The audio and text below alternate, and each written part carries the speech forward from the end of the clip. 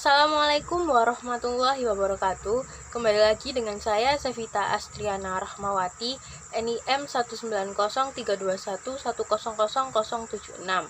Saya dari kelas A Program Studi Agribisnis Fakultas Pertanian Universitas Trunojoyo Madura. Pada kesempatan kali ini saya akan membahas mengenai simptomatik. Dibuatnya video kali ini untuk memenuhi tugas dari praktikum dasar perlindungan tanaman acara 3. Simptomatik adalah bagian dari fitipatologi yang menyelidiki, melukiskan, dan membanding-bandingkan gejala penyakit tumbuhan.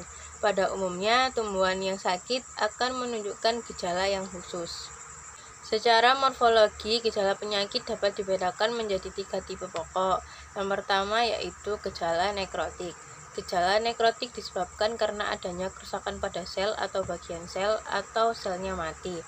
Gejala-gejala nekrotik yaitu yang pertama nekrose, yang kedua klorosis atau menguning, yang ketiga perforasi, yang keempat kanker, yang kelima eksudasi atau pendarahan, yang keenam yaitu busuk.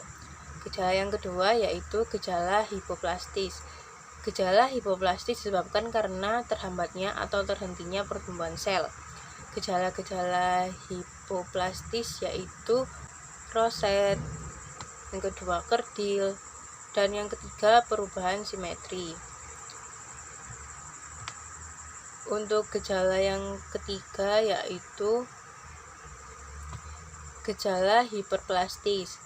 Gejala hiperplastis disebabkan karena pertumbuhan sel yang melebihi biasa. Gejala-gejala hiperplastis yaitu yang pertama witch's broom atau sapu, yang kedua cecidia atau tumor, yang ketiga intumesensi, yang keempat erinose, dan yang terakhir fasciasi. Pada praktikum kali ini, objek yang saya amati yaitu tanaman bunga melati. Tanaman bunga melati ini terserang penyakit bercak daun dengan gejala nekrose, yaitu matinya sel atau sekumpulan sel yang terbatas pada jaringan tertentu, sehingga membentuk bercak-bercak berwarna coklat atau hitam yang kemudian dapat menjadi kelabu keputih-putihan. Kadang-kadang pada bercak tersebut terbentuk garis-garis konsentris. Penyakit ini disebabkan oleh patogen Antomonas campestris PV jasmini. Gejala serangannya yaitu munculnya bintik-bintik hijau di permukaan daun bagian bawah. Bintik-bintik tersebut makin lama makin banyak dan tersebar merata pada seluruh permukaan daun bagian bawah. Tahap berikutnya, bintik hijau yang berukuran lebih besar berubah warna hijau ke kuning-kuningan. Perubahan tersebut berlanjut hingga muncul warna kuning di sekitaran bintik atau klorosis, yang selanjutnya diikuti pula oleh kemunculan bintik-bintik kuning di permukaan daun bagian atas. Bintik kuning makin jelas dan penguningan daun di sekitar daerah terinfeksi makin meluas dengan bertemunya bintik penyakit satu dengan yang lain. Pada pusat nekrosis selanjutnya, perubahan warna terjadi lagi menjadi coklat. Bila serangan menyebabkan 80% permukaan daun mengalami nekrosis, jumlah bintik kuning tersebar merata di seluruh permukaan daun dan daun mudah rontok.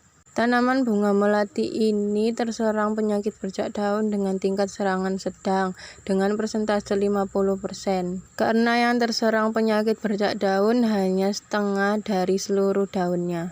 Kesimpulan yang dapat diambil dari praktikum kali ini yaitu simptomatik atau gejala penyakit dapat dibedakan menjadi 3 bagian pokok, yaitu yang pertama gejala nekrotik, yang kedua gejala hipoplastis, dan yang ketiga gejala hiperplastis.